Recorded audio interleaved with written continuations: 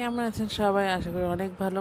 আমি অতটা ভালো নই। আমি একটা ছোটোখাটো স্ট্রোক করছি কিছুদিন আগে। এই জন্য অনেক দিন ধরে কোনো ভিডিও নাই। আপনারা কেমন আছেন সবাই জানাবেন। আর আমার জন্য দোয়া করবেন যাতে আমি তাড়াতাড়ি সুস্থ হয়ে যেতে পারি।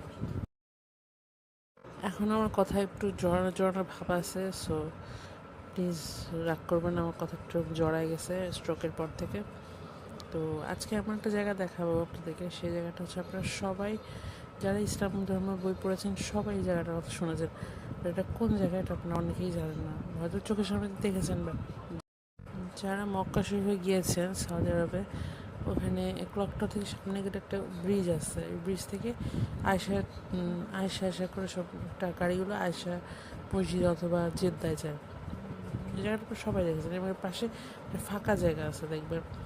এই ফাঁকা জায়গাটা সেই জায়গা যেখানে আইএমএ জাহেলিয়ার যুগে মেয়েদেরকে জ্যান্ত কবর দেওয়া হতো। এই সেই জায়গা।